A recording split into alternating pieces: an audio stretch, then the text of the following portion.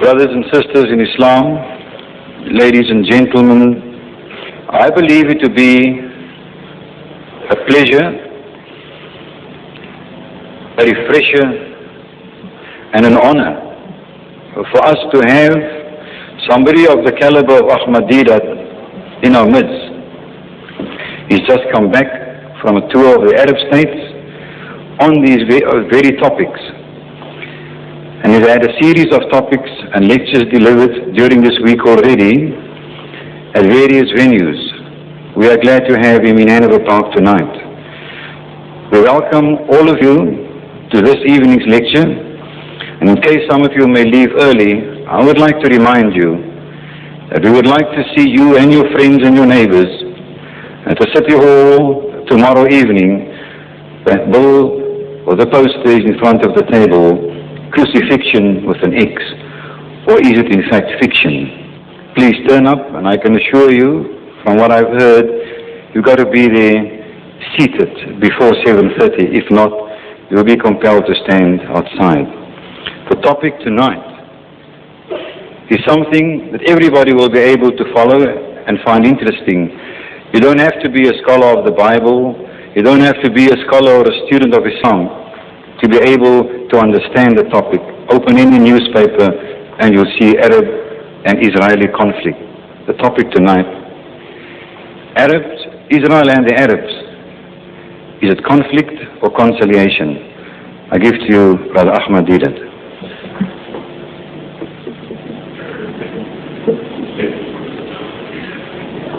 أعوذ بالله من الشيطان الرجيم بسم الله الرحمن الرحيم قال رب اشرح لي صدري ويسر لي أمري واحلل عقدة من لساني يفقه قولي صدق الله العظيم. Mr. Chairman, brothers and sisters, the topic of this evening, Arabs and Israel, conflict or conciliation,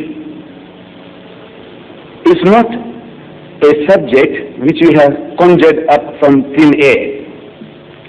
We have had a gruesome reminder of this subject in this evening's paper, the August, Friday 13th. Friday the 13th. You remember, jokingly I was telling you, for the Westerner, 13 is an unlucky number, and Friday the 13th is double bad luck. So you have Friday the 13th this evening, and you see here in the August, this evening's paper, Israeli hostage blitz. It says here, commandos rescue 30 passengers, kill 3 Arab guerrillas in 25-second dawn raid. And it carries on. It's an eternal reminder. It's a gruesome reminder about the problem in the Middle East between the Arabs and the Jews. Now this title also is not a title which I have thought of. Arabs and Israel, conflict or conciliation. When the Israelis, when they attacked Lebanon, in Beirut they attacked the Muslims, I think it was 1982, and they were trying to destroy every Palestinian in Beirut. You remember the occasion. Every day there was news. American cluster bombs were being used to wipe out the Palestinians once and for all, solve the problem. That's what the Jews were thinking, that by destroying these Palestinians in Beirut, they would solve the problem of the Middle East. Around that time, I get a telephone call in my office from a Professor Lawson of the Natal University. Professor of Law. His name was Lawson. So he's asking me, he says, look, the Israeli Consul General is invited by the Jewish students to lecture to Natal University on the problem of the Middle East. But I feel, he said, I feel that it is unfair that we only listen to one side of the story. If you would be prepared, we would like you to also be represented on the platform, present the Muslim point of view. And I am always game. It's something I just can never say no. Somebody invites me, and if I'm free, I say, right. So that how should we advertise the topic? So I suggested that we advertise the pros and cons of Israel, which means the for and against of Israel. Very neutral subject. The pros and cons, this man, he will say in the favor of Israel, and I might have something opposite to say. Pros and cons of Israel. This is a very beautiful topic. This is, I will inform the Jews and I will come back to you. I said, all right. A few days later, he phones me and he says, you know, the Jews are suggesting they are not satisfied with your topic, the way you present it. They want the subject to be Arabs and Israel, conflict or conciliation? Question mark. So I said, all right. You see, there is a catch. People generally don't see the catch. So the Jew is very ingenious. Allah has given him a lot of intelligence. A lot more than most of us. And in the Holy Quran, I was checking up this evening, you know, Hazrat Ibrahim alayhi salam had two sons. Hazrat Ismail and Hazrat Ishaq. And Allah Bari Ta'ala is describing Hazrat Ismail as Ghulaman Halima. Halim means a suffering and humble person. And he describes Ishaq as Alim, very knowledgeable. Now Allah is all wise, He is omniscient, He knows. And He is describing Ismail and his children as Halim, submissive, suffering, patient, persevering. They are the children of Hazrat Ismail and the Arabs. And the children of Ishaq, the Jews, Halim, knowledgeable. Allah has given, as I was telling you the other night, everybody, Allah has given him something special. He's given something special to the Arabs, He's given something special to the Jews. So, this Alim, knowledgeable people, ingenious people, they are now tying us up before we start. Conflict or conciliation? What do you want? So if we say conflict, we'll tell the audiences, you see, these people, Muslims are brawlers. They're looking for trouble. They want a conflict. We want peace, they want conflict. So from the word go, we are on the losing side in the minds of our listeners. If we say conciliation, then he says, you see, why are you throwing stones at us? Why don't you leave us alone? So is heads I win, tails you lose. Either way, you are the loser. I said, all right, we'll accept it as they want it. You see, this game, the Jews played 2,000 years ago with Jesus Christ. Same, no difference. A very ingenious people, as I say. They came to Jesus again and again with problems. Created problems. They created the problems. They come to Jesus and they says, Master, in the Hebrew language they will say, Rabbi, Maulana Sahib, Sheikh, Ya Sheikh, Ya Imam. Must we pay tribute to Caesar or not? Must we pay taxes or not? What a question to ask this messenger of God. Must we pay taxes to the government or not? See, there is a catch. The catch is, if he says pay tribute, pay taxes, then they will tell the people that this man is not our Messiah, the man we are waiting for, our liberator. This is not the man. Because he is a stooge of the government. He is telling us to pay taxes. So he is in trouble. Who Jesus will be in trouble. If he says don't pay taxes, then they won't pay taxes. So if the government accosts them, he says, look, our Messiah says don't pay. So either way Jesus loses. If heads I win, tails you lose. Beautiful. Beautiful strategy. Either way, Jesus would be the loser. But Jesus is also a Jew. And also Allah has given him that intelligence.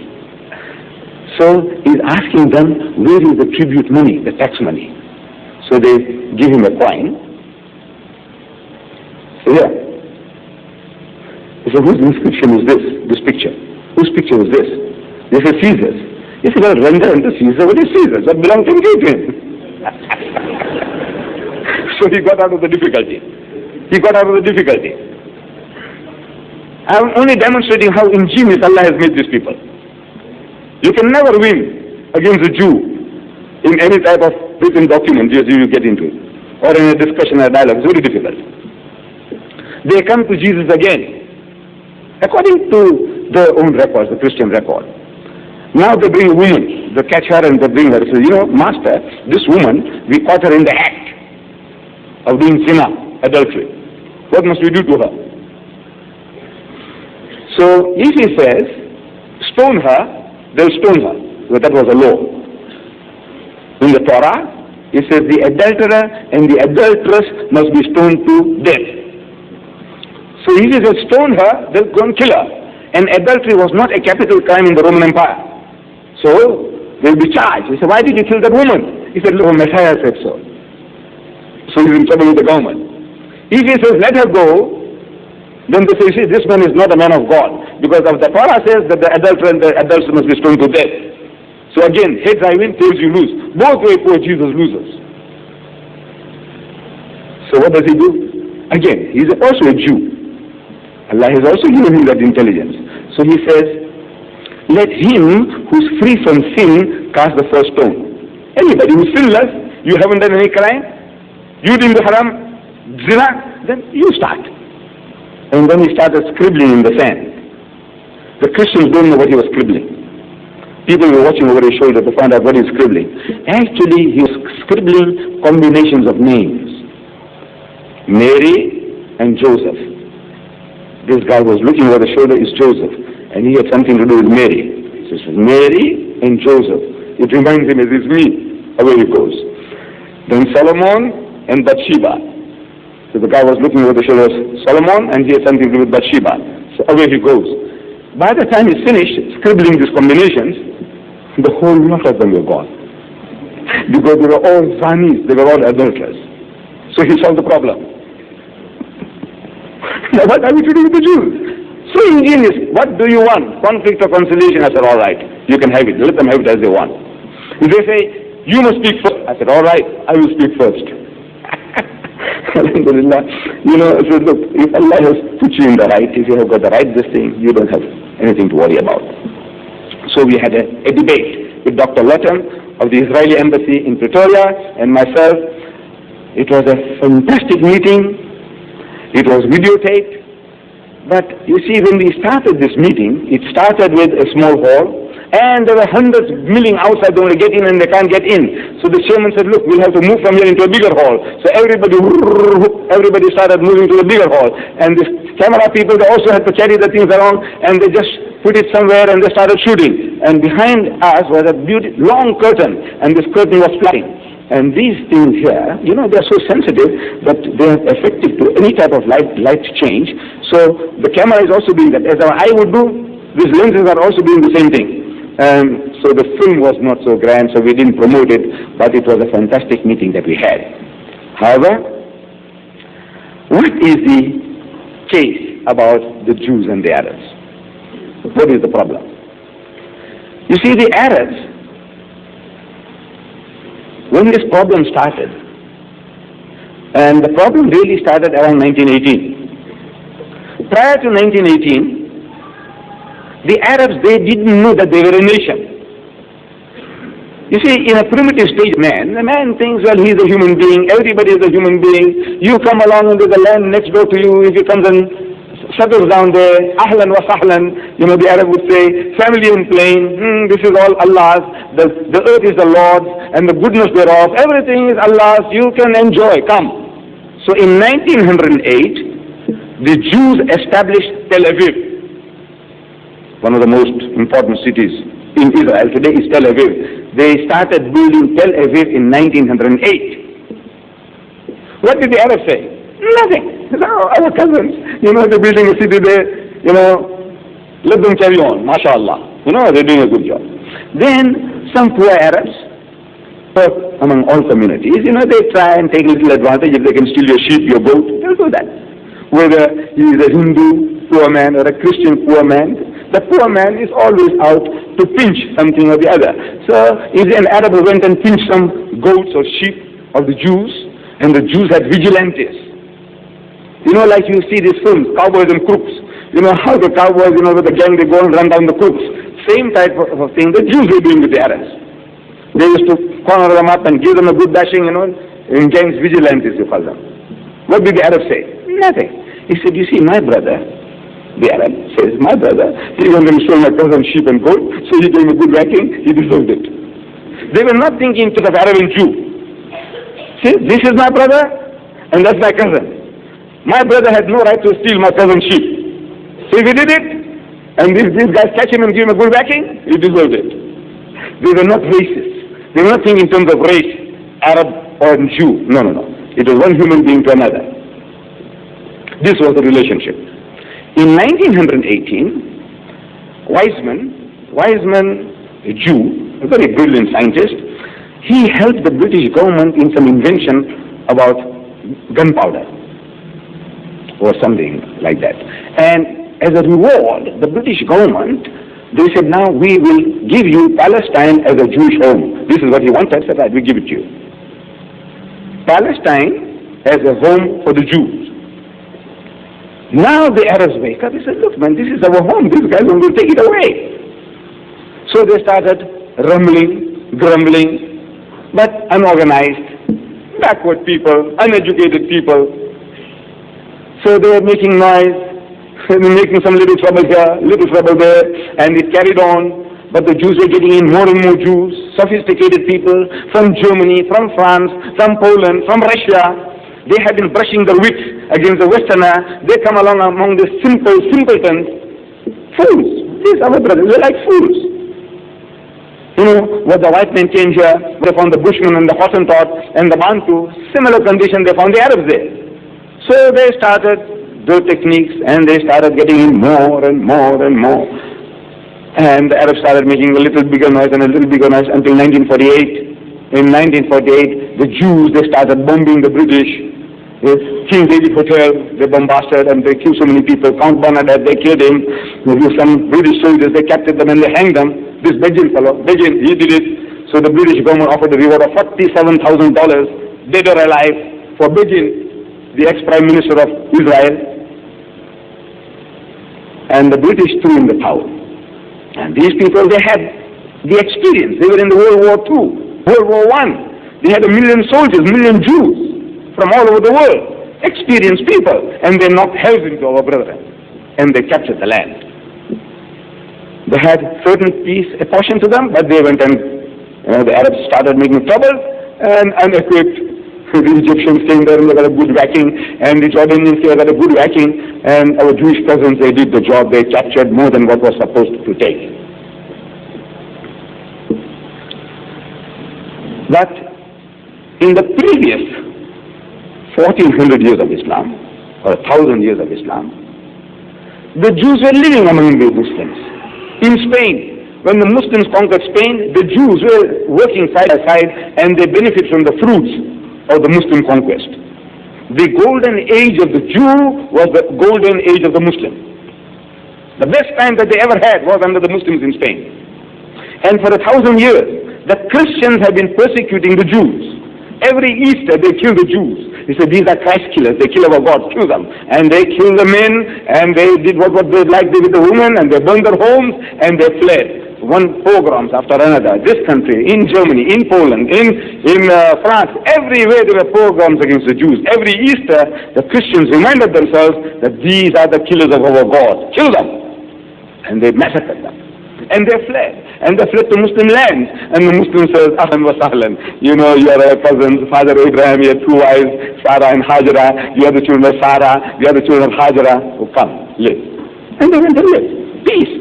In 1,000 years, there had not been a single riot against the Jews in any Muslim land.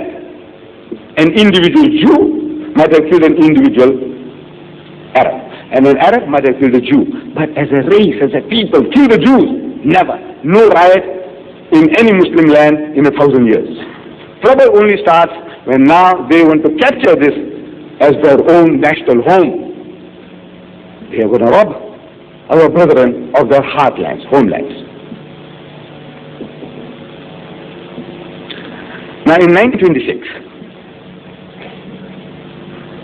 a young Jew by the name of Leopold Weiss, as a reporter for a German newspaper called Frankfurter Zeitung, he visits Jerusalem, and he's a Jew. So the Jews were having a meeting with Weizmann from England. He is really the father of this Jewish state, Israel, Weizmann. So in the meeting, they had a plan on the big table, and they were marking out what are you going to do, and we'll take this away, and we'll take that. Among the Jews, they're planning, scheming. Ben Gurion was there. All these are young people, planning, scheming. Maybe Begin was also there. So this young Jew, he had a conscience. So he says,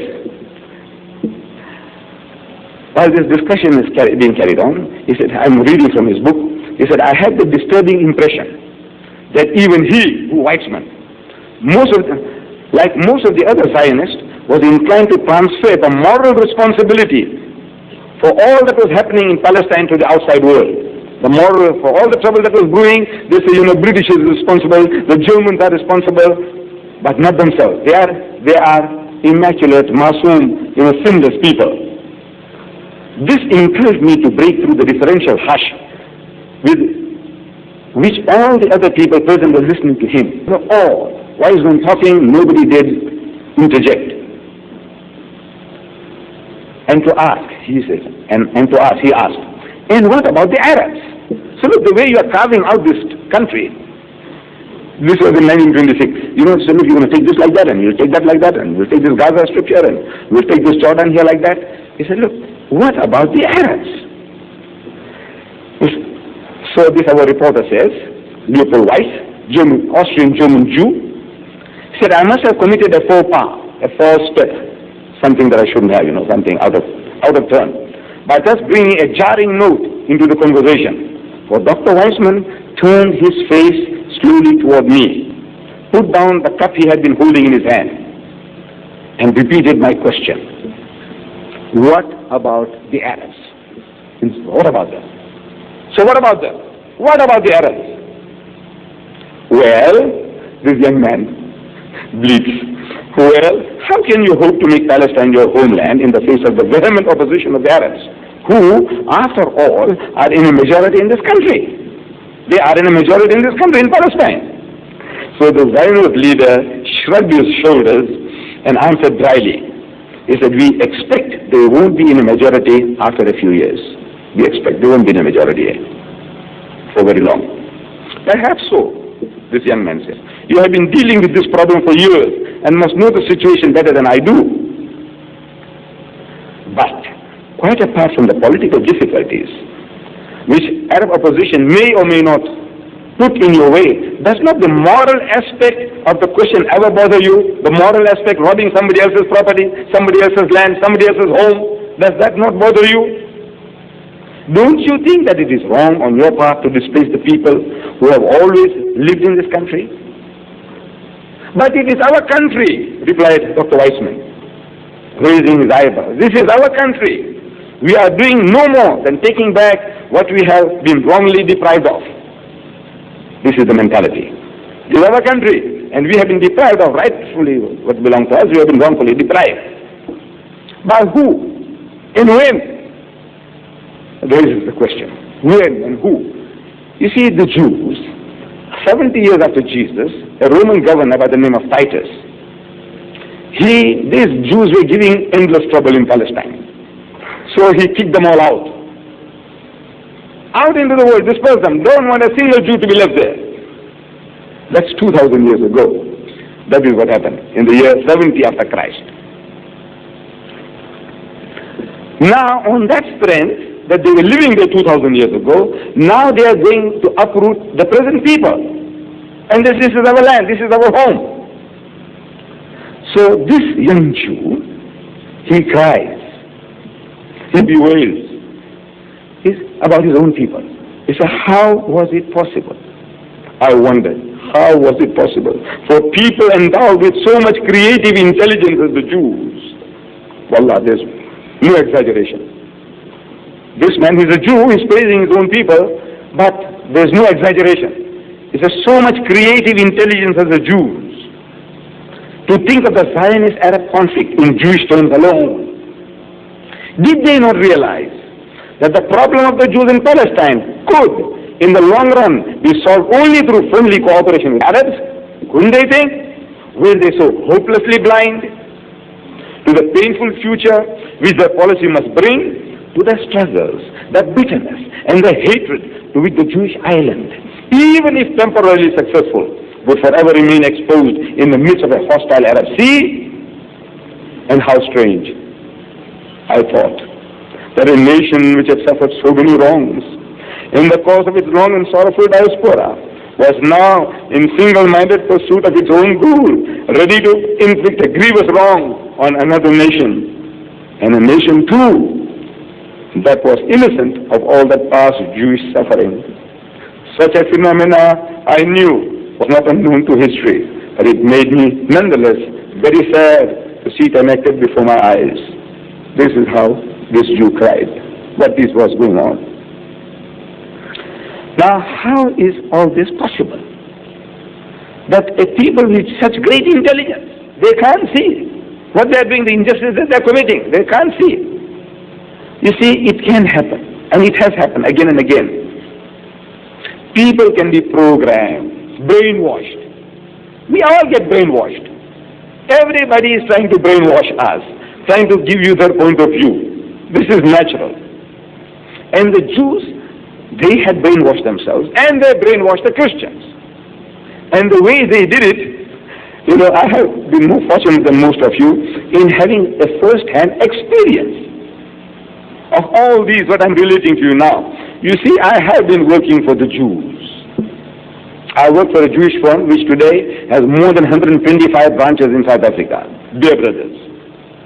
At the time when I was working for them around the 50s, they had 9 establishments. 9. Today, it's a millionaire thing, a billionaire concern. They have more than 125 branches in and around South Africa. Perhaps they have something in Cape Town as well, dear brothers. I work for them. So you must say, well, they must have paid you, to say what I'm saying. I said, no. Allah is my witness, but what I'm sharing with you is the actual factual happenings, and the reasoning and the discussions, the dialogues I had with the Jews. My boss, Mr. Bernie Beer. He is now in Israel. He's settled down there now. Bernie Beer. He called me one day. I was a dispatch clerk in this firm in West Street, Durban.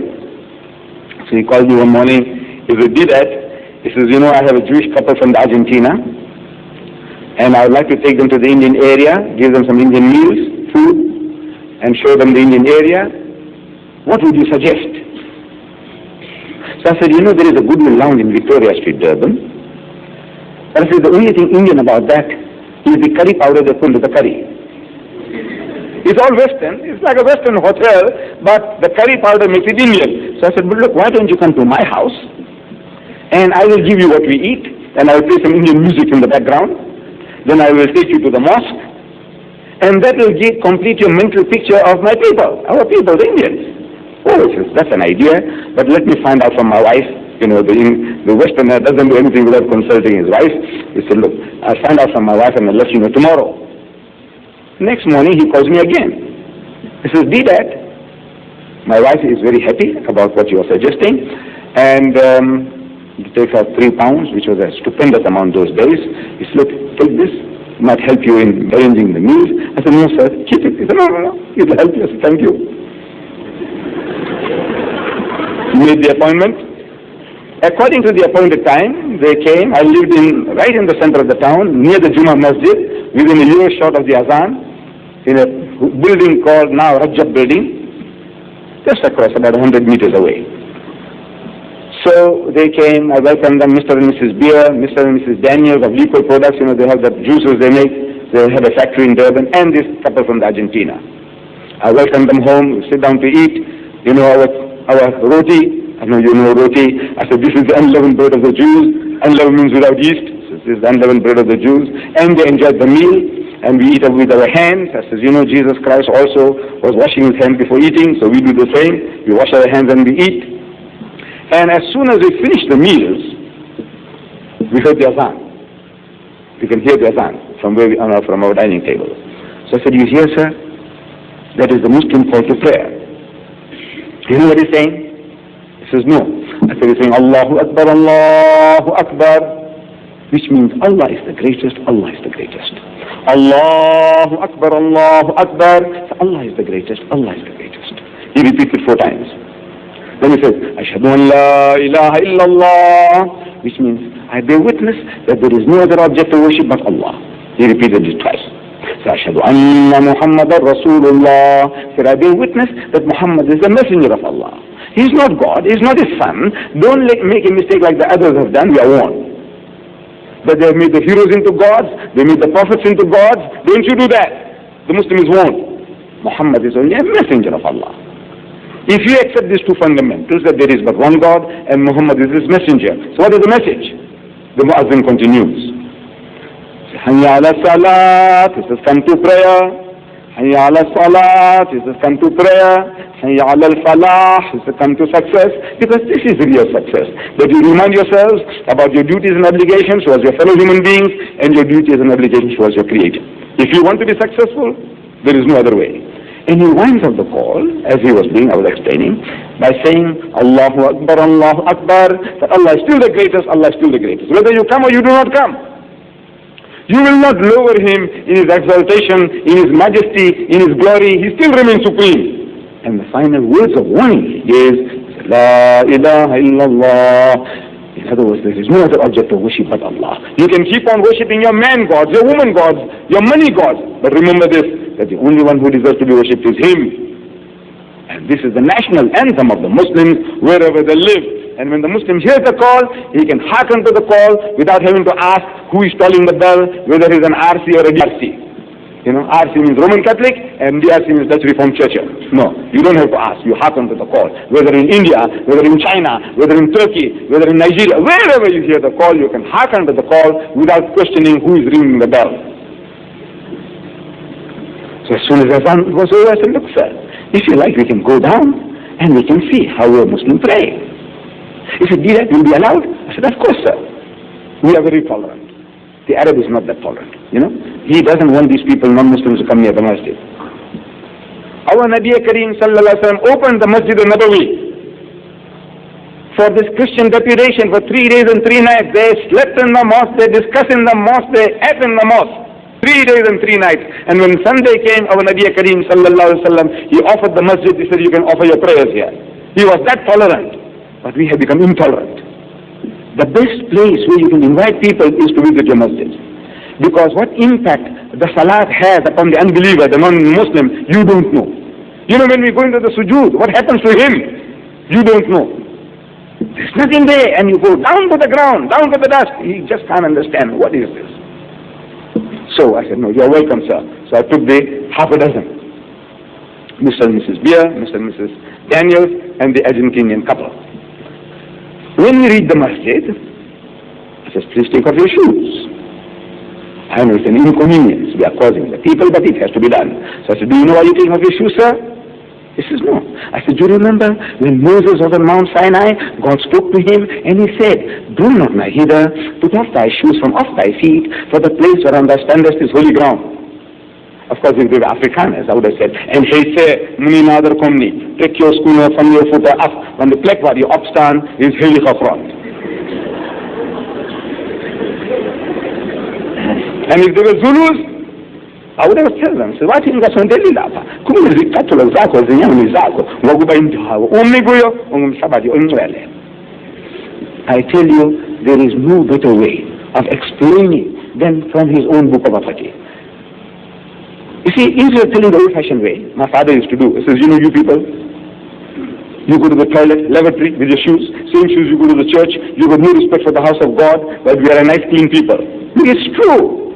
But if you can kill the snake without breaking the stick, why not do that? Show him, this is from your book, sir, and we are honoring those commandments. I said, before we go into play, we make ablution. Wudu, you say abdas.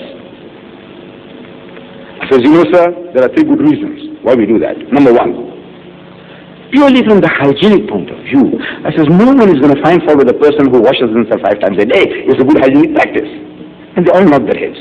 Whether Jews or Christians, they all nod their heads. It's a good hygienic practice. Number 2, I say it serves certain psychological purpose, meaning it prepares the man mentally for prayer. Not washing because you're dirty, but you're going to present yourself before the Lord. And number 3, I said this is also another commandment given by God Almighty to the Holy Prophet Moses. In the book of Exodus, that is the 2nd book of the Bible, it is written, and Moses and Aaron and their sons washed their hands and their feet thereat when they went into the tent of the congregation. They washed as the Lord commanded Moses. They said, we Muslims are still fulfilling another biblical commandment. Though we haven't got the label of a Jew, nor yet that of a Christian, Yet in all humility we claim that we are more Jewish than the Jews and more Christians than the Christians. In this, that we are trying to follow in the footsteps of the prophets. It went down so beautifully, so beautifully. Went inside the masjid, time for salat, so sit down at the back, made them to sit against the wall, and they watched the Muslim at prayer. And I came and referred to them that everything that we did, including the sujood, was in your book, sir. It is in his book. I says, you remember, you read there, it says, and Abraham fell on his face and prayed to God. I'm quoting from the Old Testament of the Christians. And Abraham fell on his face and prayed to God. And I quote again, and Moses and Aaron fell on their faces and prayed to God. And again, and Joshua fell on his face and prayed to God. When we come to the New Testament, we read that towards his last days on earth, Jesus Christ, he went to the Garden of Gethsemane, and he said to his disciples, wait and watch, pass off. And he went a little further and fell on his face and prayed to God. Ask them, how does a man fall on his face and pray? Except the way we Muslims do. But they are ashamed to humble themselves like their God did. It's an amazing thing. Everything the Muslim does is in his book. It is there. But he, poor man, he doesn't know. He's reading, but he doesn't understand. We understand, but we don't explain. So, after the salat was over, we go back to the house, have some tea and samosas. And while we're having tea and samosas, I had an idea. I said, Mr. Dear, have you seen the Quran? He says, no. I said, would you like to have a look at it? So, Deedat, have you got an English translation? I said, yes, sir. So I said, no. He said, I don't mind. So I had this same translation by Yusuf Ali, but it was in 3 volumes. You know, the paper was a bit rougher than this. So, you know, it was very bulky, so they divided into 3 parts, 10 siparas each. So I had it in 3 parts. Same Quran, page for page same, but very much bigger and bulkier. So it was in 3 parts. So between one couple I gave one part, between the second couple I gave another part, and the last volume I gave to my boss. I said, have a look, sir. So they opened the book. It's natural, inquisitive. So he just opened the book and started looking. So I suggested to my boss, what I'm suggesting to you, my brothers and sisters, every night. Open the index. I said, open the index. Look up the subject Moses. If it was a Christian, I said, open the subject Jesus. Look, he's the Jews. I said, open the subject Moses. So he opened Moses. Beautiful references. Then I said, look, sir, why don't you look up exactly what it has to say? You know, these are only references. So he opened somewhere, he had a look. He opened somewhere else, I'm watching them. Then he looks up to me, he says, Deedat, this book is very funny. I said, what is funny about it, sir? He said, look, Deedat, this book is speaking in our favor. See, but you people are all against us. So I said, it is true, sir. I said, you see, sir, the Egyptians, you know, set hard tasks for your people. They killed your sons and kept your daughters alive. In that was also a bitter sting. Why were they keeping your daughters alive? You knew why they were keeping them alive. And they said, hard task for you. Making bricks without straw and what not. They enslaved you. A free people that went there, they enslaved you. So, and you people were the people of God, believed in God. Those were all idol worshippers, the Egyptians. So God Almighty is telling us that the Egyptians have been unjust to your people. But today, sir, I said, you see, you have usurped our lands. So Deedat, how can you say that? Palestine belongs to us. So I said, how, sir? How, sir? How does Palestine belong to you? And he knew his Bible better than many of us know our Quran. So he started quoting from the book of Genesis, chapter 17, verse 8. He quoted. He said, and I will give unto thee, Allah Ta'ala speaking to Hazrat Ibrahim alayhi salam. Say, I will give unto thee and to thy seed after thee the land wherein thou art a stranger. The land wherein thou art a stranger.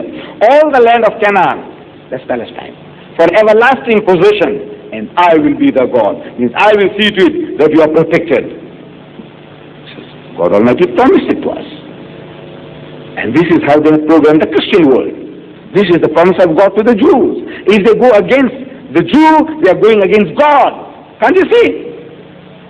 Like zombies. Everybody is being led like zombies into this. So my boss, in good faith, he's telling me, look, Palestine belongs to us.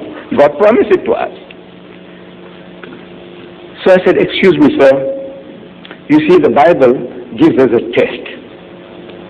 In the book of Deuteronomy, chapter 18, verses 21 and 22, we are told that, and if thou say in thine heart, how shall we know the word which the Lord has not spoken? Suppose this was not given by God. Suppose God didn't utter those words about giving Palestine to Hazrat Ibrahim alayhi salam.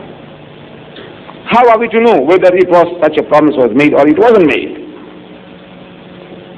That the word Lord had not spoken. When a prophet speaketh, says the book of Deuteronomy, in the name of the Lord, in the name of God, if the thing follow not, if that thing doesn't happen, nor come to pass, that is the thing the Lord had not spoken. Because wa'adallahu haqq. If Allah makes a promise, His promise is true, must come to pass. If the thing didn't happen, then that is the promise that was not made by Allah. But the prophet had spoken it presumptuously. Thou shalt not be afraid of him. Now they believe that a prophet can speak presumptuously on his own. We believe that a prophet can't do that. He's only a mouthpiece of God. Whatever Allah puts into his heart and mind, only that he can utter, not what he feels like.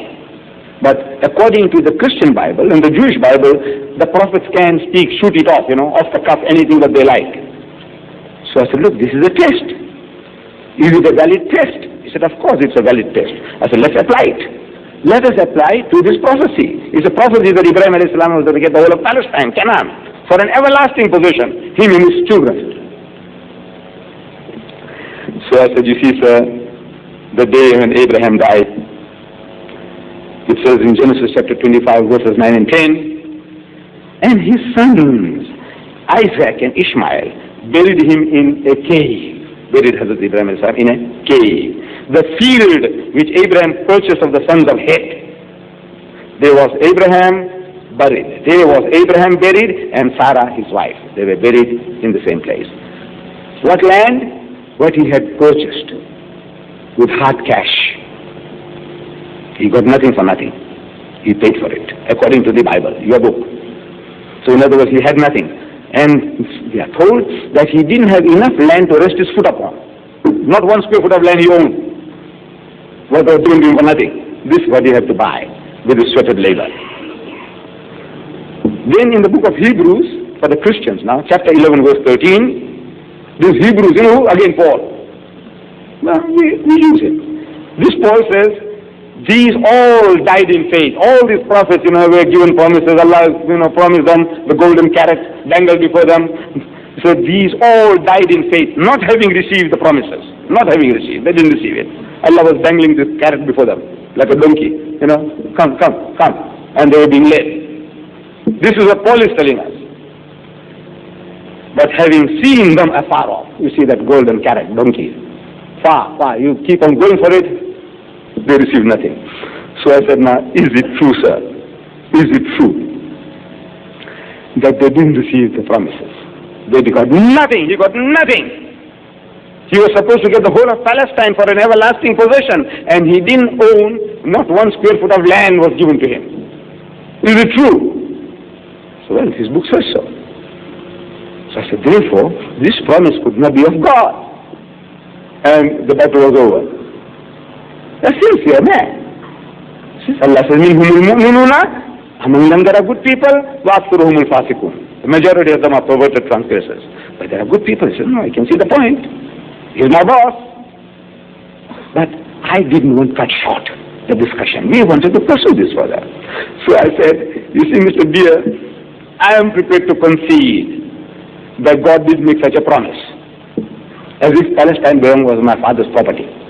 I'm prepared to give it to you, in other words. So I said, now, the prophecy is, I will give unto thee, means Abraham, and to thy seed after thee. I said, who is the seed of Abraham? She said, we, the Jews. I said, no doubt. You are the seed of Abraham, but are you the only seed? I said, in the book of Genesis, the first book of your Torah, no less than 12 places, Ishmael, that's how they say it. Ishmael is described as the son and seed of Abraham, no less than 12 times. And as for Ishmael thy son, and as for Ishmael thy seed, says 12 princes shall he beget, and I will make him a great nation, because he is thy seed. no less than 12 times. So, I said, you see, sir, you are the seed of Abraham, and the Arabs are also the seed of Abraham. Why can't you both live in peace and harmony as brothers, instead of you lording it over them and kicking them out? He says, Deedat, you see, we had this country. We possessed it under David and Solomon. So, they are entitled to it. He said, how did you get it, sir? See, you came out of Egypt, 12 tribes, united people. Under Joshua, united people. And you go into a village, the village chieftain, they call them king. A little fellow, 500 people or 200 people living there in the village is a little king. Like the Bantus they have, Nkosi, everywhere, little Nkosi. So they had these Palestinians, they also had the little chiefs. So they went and knocked over one king, conquered him.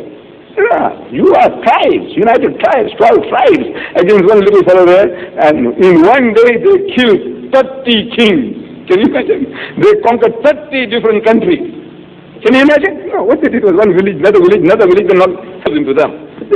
They didn't know that they were a nation. This guy is thinking his village is his country. He is not thinking that, look, those guys are coming along, let us unite and defend ourselves. No, this is mine, he lost it. That guy thinks this is mine and he lost it. And they lost 30 countries in one day. 30 kings, they killed the Jews. They killed 30. So I said, you not heaven to the people, because the people, they didn't know that they were a people. They didn't know that they were a nation. There's only one little chieftain and another little chieftain, you knocked them over and you took the land by force. I say, if that entitles you to that country, because your forefathers, David and Solomon, had it, then we would be entitled to Spain. I said, my forefathers ruled Spain for 800 years.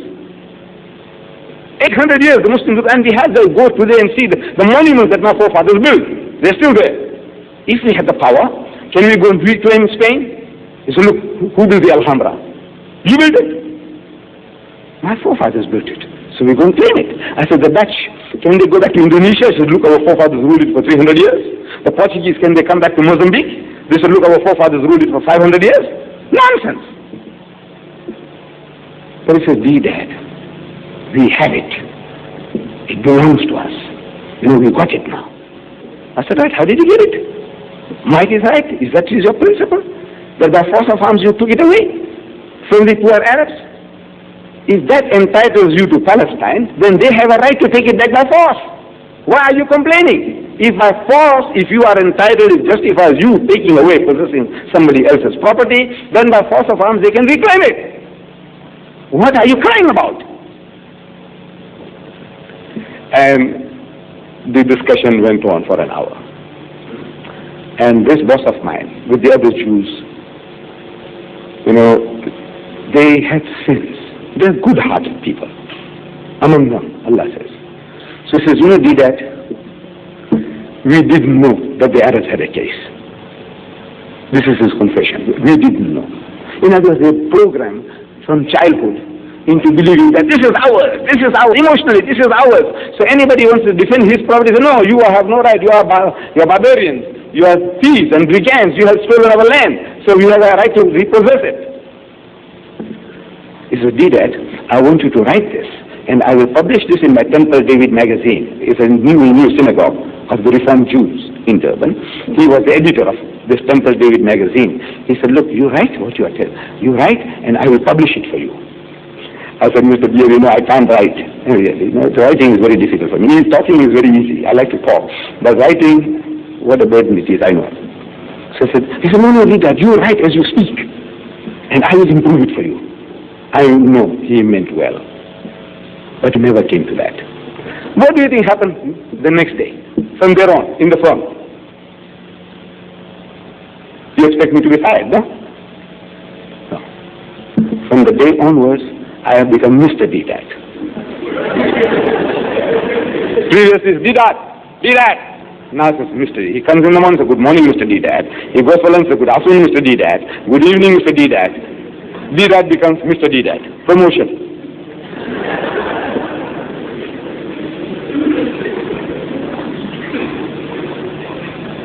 So in the firm, the other Jewish managers, this is the boss comes and tells them, say, this guy here, dispatch clerk is a lowly job in a white firm.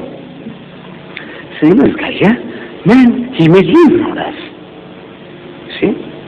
So he must have shared it with the other Jewish managers in the firm. The guy knows something, you see. So while walking through one of the departments, clothing department, and the manager of the clothing department, Mr. Baynard, another Jew, he calls me. I was wearing a white dust coat, furniture trade. He says, come here, Deedat. I say, yes, sir. He says, you may drink some, Mr. Beer, I hear. But you can't do that to me. He says, as for Ishmael was a bastard. Look, this is how the brainwash program. As for Ishmael was a bastard, he says. An Arab would have put a knife through him. But we couldn't afford to do that. So I said, Mr. Baynard, look, why don't you come home? We will sit down and we will talk. Bring your wife along and your friends will have meals together. I said, you can't do to me what you did to Mr. Beer. I said, who's talking about doing anything? You come home. Not interested. And every time I get over to Mr. Baynard, I said, my wife, I told her, and she is looking forward to receiving you and your wife. Come home. Every time I said, look, Mr. Baynard, come. We're waiting for you. So he was persuaded. He comes. Mr. and Mrs. Baynard, Mr. and Mrs. Peel, and Mr. Townsend, who was a backroom boy for the Full Gospel Church. 3 Christians and 2 Jews. They come along. Same treatment, feed them well, take them to the masjid, bring them back. I said, now we have teas and samosas. So they're having teas and samosas. So I said, maybe now the guy softened. The tea and samosa and our meals, they're very good. It might have done the job. So I'm thinking. So I said, Mr. Baynard, you remember you told me in the shop that Ishmael was a bastard. He said, of course. I said, you still stand for that? He said, of course. I thought the samosas had done the job, but it hadn't.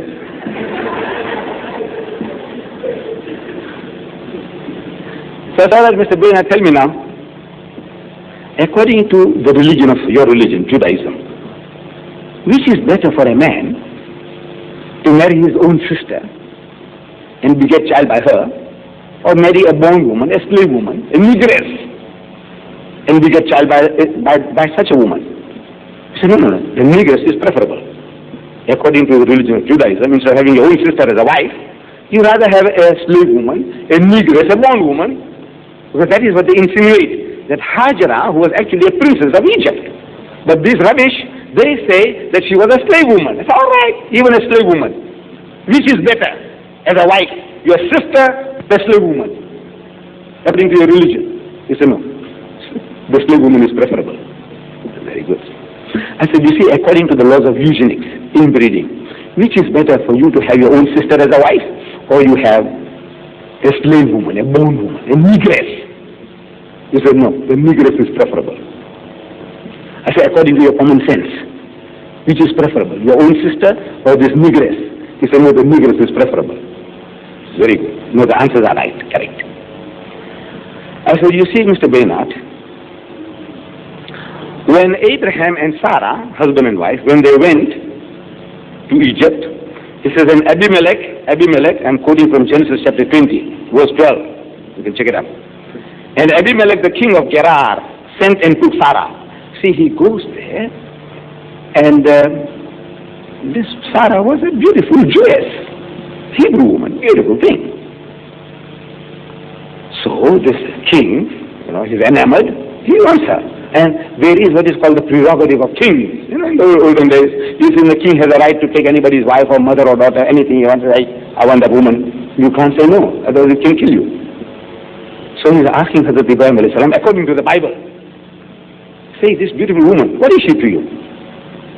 So Hazrat Ibrahim alayhi salam, according to the Bible, he spoke a lie. He said, she's my sister. So she's your sister, let's her in to the haram. So he had to send her in. And things went wrong that night, and the fellow couldn't come right with Sarah. We don't know what happened. But next morning, he's frustrated and he's calling Ibrahim, Hazrat Ibrahim alayhi salam, and asking him, saying, look man, because of this woman I had a sleepless night. Tell me, what is your connection with her? So he said, she's my wife. So why did you lie to me? Why didn't you tell me? I wouldn't have done anything like that.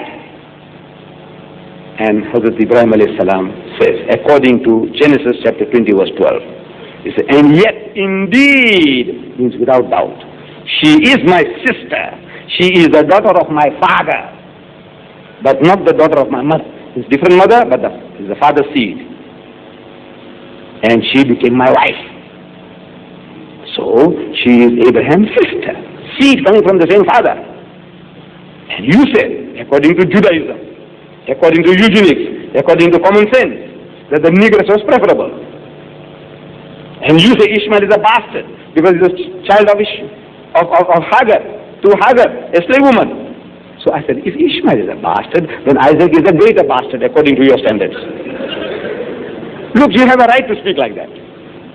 We dare not speak about the prophets of God. Hazrat Ismail alayhi salam, he was a prophet of God. Hazrat Ishaq alayhi salam was a prophet of God.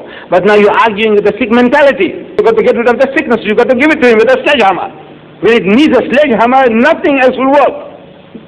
If you say, my man, my hero is what you say, then yours is worse. Any standard. Now, you know, when you show this, the Quran, the way it speaks about the Bani Israel, it's amazing. You see, in 1967, soon after the 6-Day War, I was around one of these tours of mine, lecturing. And the Jewish society here, students of the university, they saw some of our adverts, like you might have seen in the Argus. They stopped it. They said, one advert, no more. Some Christians, went and complained. So they said, no. We are paying for it through our noses, but no. They won't have another advert of ours. We couldn't have given to the Herald because we knew they wouldn't put it in. So we have to advertise by word of mouth what we are doing now. So please go and tell your friends and bring your Christian friends and your Muslim friends. Bring them along to tomorrow night in the city hall. Crucifixion or crucifixion. So they saw some of our adverts in the newspapers and they phoned the organizers then. He says, look man, this Mr. Deedat of yours, won't he come and speak to us in our clubhouse in Bosch? They had purchased a church. The Jewish board had purchased the church and made it into a club. We would like him to come and speak to us. Actually, at the back of the mind, it was soon after the 6-Day War. They wanted to see how the Muslims cringe before them. So you get knocked out into us. And cry and bewail, so we'll fix you up in the future, we'll do this and do that. They wanted to enjoy, to get sadistic pleasure, you see, in working upon us. They want to know whether Mr. Deedat will come and speak. They asked me, I said, yes. This is my privilege. I can't say no. There's a sickness I have. And according to the appointment, we go there, and the chairman introduces me to the audience, Mr. Deedat, the great man from Durban of the Islamic Propagation Center, and so on, so on, so on, so on. And now to Mr. Deedat. So Deedat stands. And what I read to you at the beginning. You remember? It's a dua from the Holy Quran. The words of Hazrat Musa alayhi salam. Allah Bari Ta'ala is recording. قال رب اشرح لي صدري ويسر لي أمري واحلل عقدة من لساني يفقهوا قولي. Now while I'm saying that, I can see the people straining. They said, look, I thought this guy was going to speak in English, but he's talking something gibberish. What is he talking? So I had to say, Mr. Chairman and ladies and gentlemen, I said, you see, I have read to you a verse from the Holy Quran. I was not trying to hypnotize you people or to mesmerize you people with incantations. And this is a prayer of the Holy Prophet Moses. Hazrat Musa alayhi salam, his prayer, this is his prayer. When he was commanded by Allah Bari Ta'ala to go and liberate his people, in trepidation, terrified, he cried out to Allah. Qala, he said, Rabbi shrah li sadri. So, oh my Lord, expand for me my breast, means make me brave. وَيَسِّرْ لِي أَمْرِي, and make my task easy for me. وَحْلُلْ عُقْدَةً مِّن لِسَانِي, and remove the impediment from my speech. يَفْقَهُ قَوْلِي, that they may understand what I have to say. This is his prayer. So I said, I have more need to offer such a prayer than Moses, because Moses only used to stutter. He used to stutter. I have more reasons to pray because I'm speaking on different level to a people. First place, English is not my mother tongue. The bulk of you speak English as your mother tongue, the Jews. They don't speak Hebrew here in South Africa. So English is a foreign language to me, number one. Number two, in communication there are psychological barriers. See, we are opposed to one another. You know from the very beginning that this guy is of the opposite camp. So your minds and hearts are tightened.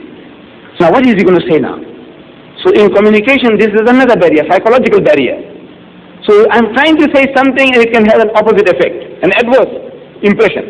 And it happens again and again. The guy is emotionally worked up, he's not listening. What you are saying, he's listening something else. What is in his mind, he's listening back. He's not listening to our words. So I said, there is another problem. So I pray to God Almighty that may He solve this problem, that when I speak to you, that you may be able to understand what I want to say, what I want to share. And I says, you know, this holy prophet Moses, your prophet, I didn't know that he was a prophet of the Jews. And Allah, I'm not lying. As a young man, if anybody asks me who is Musa alayhi salam, he says, our Nabi. Who is Dawud alayhi salam, he says, our prophet. Who is Sulaiman alayhi salam, our prophet. Who is Isa alayhi salam, our prophet. I didn't know that they were prophets of the Jews. They are all our prophets. We accept them. We accept them all. And this is how we said. I said, we give our children Jewish names, but we don't think that they're Jewish names. When we give them these names, we say these are the names of the righteous servants of God. We say Musa. My eldest son is Ibrahim, same as Abraham. My youngest son is Yusuf, same as Joseph. My brother-in-law is Musa, same as Moshe. We give these names to our children. Our fathers, our brothers, they have these Jewish names, but we are not thinking that they're Jewish. They are the names of the righteous servants of God. Then I says, what is the difference between us? When we take the names of these Jewish prophets, we never take their holy names without saying Hazrat Musa alayhi salam, revered Moses, may peace be upon him, Hazrat Dawud alayhi salam, revered David, may peace be upon him, Hazrat Sulaiman alayhi salam, revered Solomon, may peace be upon him. This is how we talk about the prophets of the Jews. If our learned man, our Imam, if he dares to speak in the masjid and say Musa, or Hazrat Musa alayhi salam, you'd have to kick him out. No. You don't listen. They call it Hazrat Musa says Musa, and Dawud alayhi says Dawud, without saying Hazrat Musa alayhi salam or Hazrat Dawud alayhi salam. They're kicked out. This is how the love and respect we have for the Jewish prophets of the Jews. What is the difference between us? So I said, I started reading from the Holy Quran, which I share with you now. Bismillahir Rahmanir Rahim. I'm reading from Surah Baqarah. You can find that in the Quran under B, Baqarah. Or chapter 2, you can easily find that. Verse 47 to 49, I'm reading. Bismillahir Rahmanir Rahim. Ya Bani Israel askuru ni'mati allati an'amtu alaykum wa anni faddaltukum ala al-alamin. So, O children of Israel, O children of Israel, look at the respectful way Allah Ta'ala is addressing them. Not oh you Jews, you renegades, you vagabonds, you cutthroats, you rebellious people. Ya Bani Israel askuru ni'mati allati an'amtu alaykum. O children of Israel, remember the special favors which I did unto you. Wa anni faddaltukum ala alamin. That I also call to mind the special favor which I bestowed upon you, and that I preferred you to all others for my message. Allah chose them to carry out His message to the world. The guidance of God was to be shared to the whole world. Allah chose them, sent prophets after prophets to them to do that job. وَاتَّقُوا يَوْمَ اللَّهِ. I think we have. Starting from chapter 2, verse 40-46. I'm sorry. Ya Bani Israel askuru ni'mati allati an'amtu alaykum. So, O children of Israel, call to mind the special favors which I bestowed upon you. وَأَوْفُوا بِعَهْدِي أُوفِ بِعَهْدِكُمْ وَإِيَّايَ فَارْحَبُونَ. And fulfill your covenant with me as I fulfill my covenant with you. وَإِيَّايَ فَارْحَبُونَ. And fear me and me alone. Who's talking? The Holy Prophet Muhammad? Is he telling you, fear me and me alone? No. It's God Almighty talking through him. O children of Israel, call to mind the special favors which are done to you, and fulfill your covenant with me as I fulfill my covenant with you. وَآمِنُوا بِمَا أَنزَلْتُ مُصَدِّقًا لِمَا مَعَكُمْ, and believe in what I reveal, confirming the revelation which is with you. Nothing new. The Jew says, he is made to say that God Almighty is absolutely unique. He has no partners, he has no sons. God is not seen at any time. No man can see God and live. And we give our hand of acceptance to the Jew that we believe as he believes. He says no eating of the flesh of swine. We say we won't eat it. He says no eating of blood. We say we won't touch it.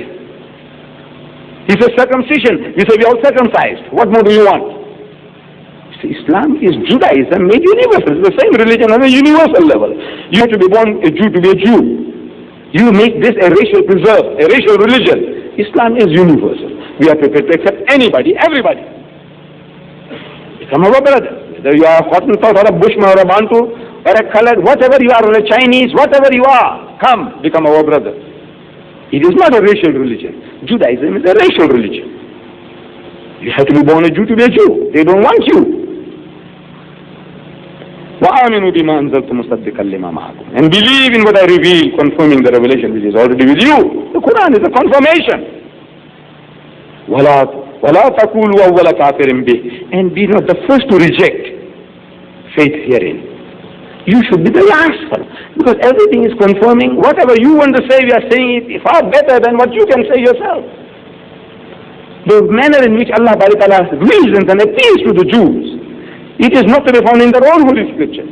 The own holy scriptures, Musa alayhi salam condemns them. All the prophets condemn them. This is you, Hazrat Musa alayhi salam says to the Jews, have been rebellious against the Lord since the day I knew you. This is what you are. You have been a rebellious people, rebelling against God. They murmured in the wilderness. Not only they, the people, but according to the scriptures, their own holy scriptures, Harun alayhi salam, a prophet, and Miriam, his sister, they both complained when he married an Ethiopian woman.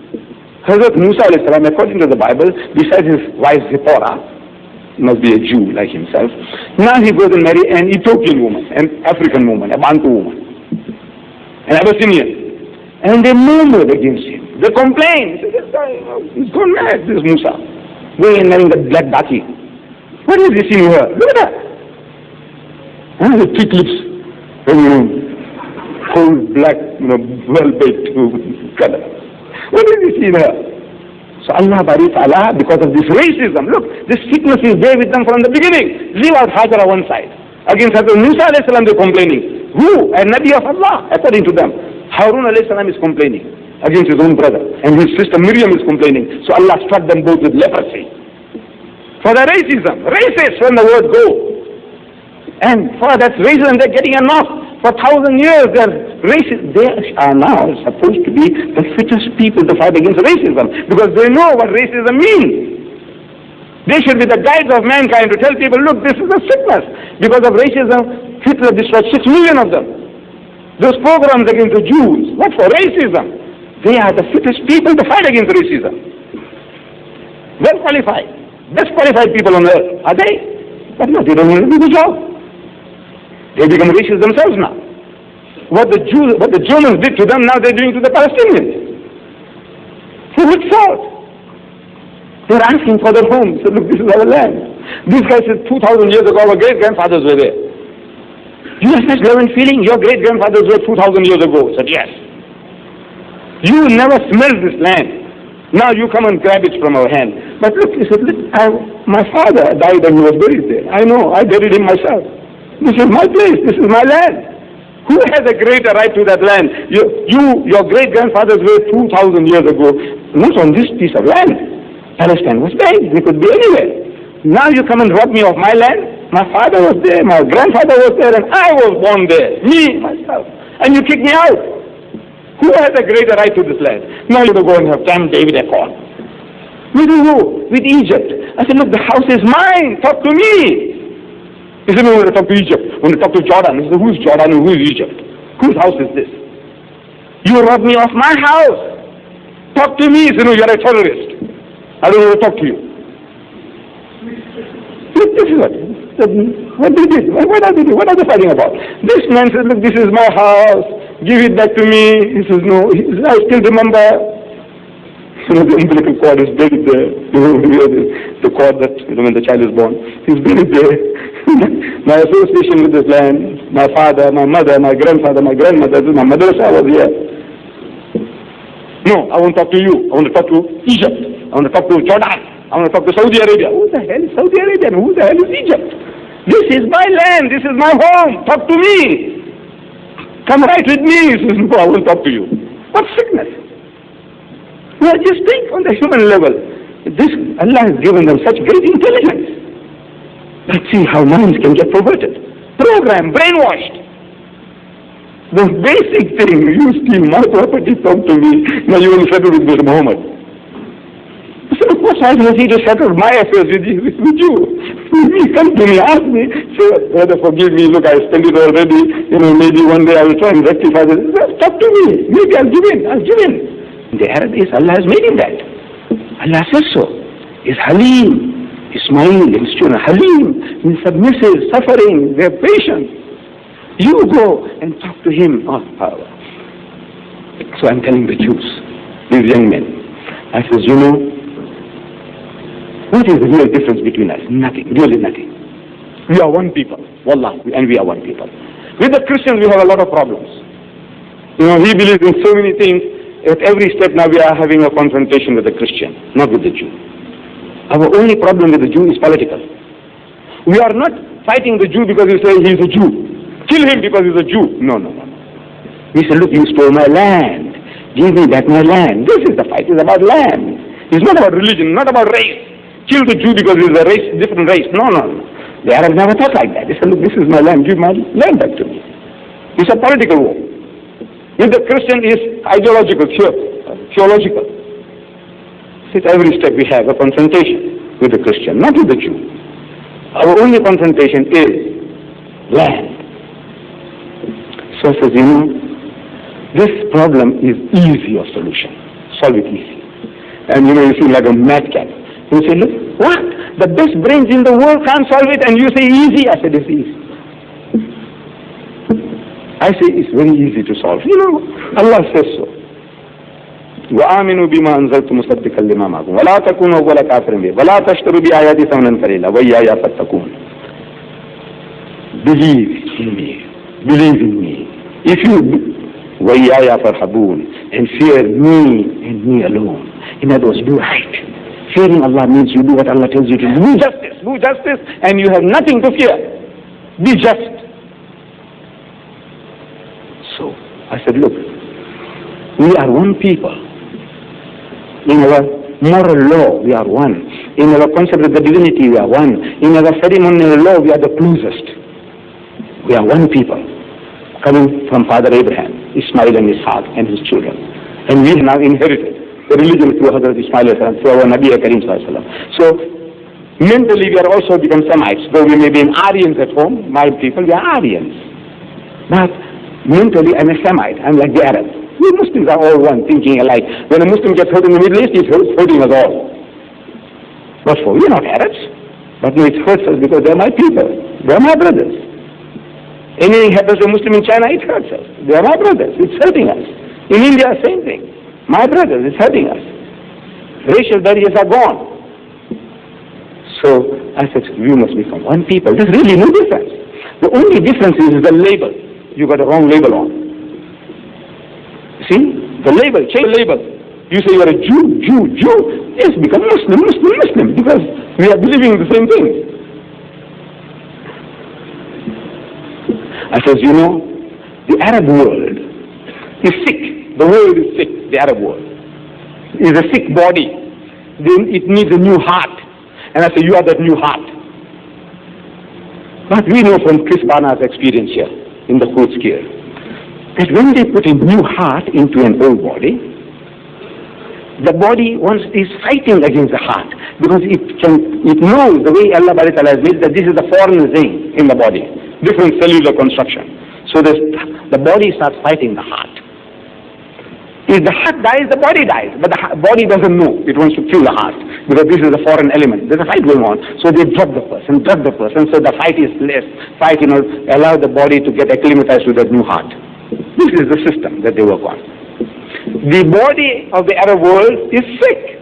It needs a new heart, and you are that new heart. Without them there now, all these improvements that are taking place wouldn't take place at all. They're still smoking that hookah for the next 1,000 years and passing the time. It's the Jew that's waking them up. Without the Jew, we would have been sleeping still. The Arab world needs it. But the body is going to fight, rebel, because this cellular construction of the heart is different from that of the body. This is how it works. So I said, now look, your cellular construction of your heart, the heart there in the Middle East, is Jew. The body cellular construction is Muslim. So you change this cellular construction to Muslim, and the heart will accept, and the body will accept. Simple as that. And there is no copyright on the label. Have you got a copyright? That I'm a Muslim, nobody else must use that he's a Muslim because he's a Chinese, he's an Eskimo, he can't say he's a Muslim. Have you got a copyright? No, so we have no copyright. You can use it. So I said, look, it's so easy as that. In other words, become Muslims. We are one people, we think alike, be Muslims. Problem is solved. So at question time, the young men Jews, I enjoy talking to them. Wallah, I enjoy. The Jewish audiences I enjoy most.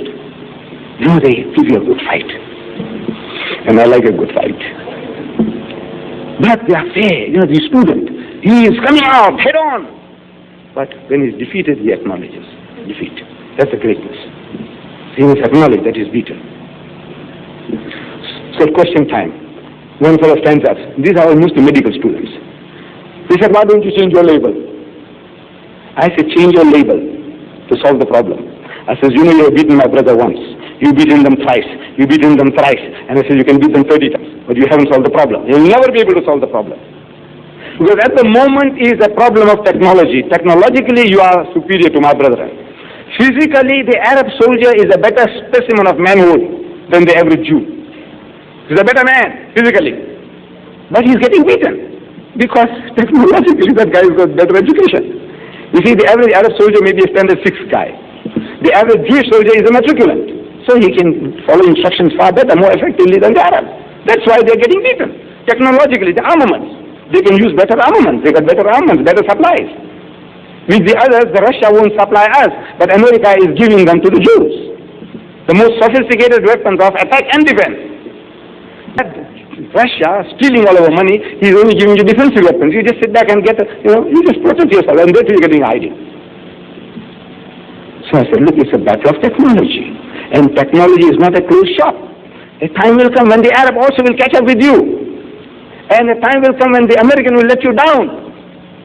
When that happens, that is done for you. Before that happens, why don't you come to terms with your brother and your cousins? And the guy will let you down. During that 1967 war, 67, the 73 war, 73 war, the Arabs closed the pipelines. So there was newspaper items in America. If you save fuel, burn Nixon. Burn Nixon. The guy was president. So burn him. Save fuels. Burn that fellow. This American nation. Look. I said, they let the Vietnamese down. They lost 50,000 men, Americans, that died in Vietnam. But eventually they threw in the towel. Look, the same fellow now, what he did now. In Beirut.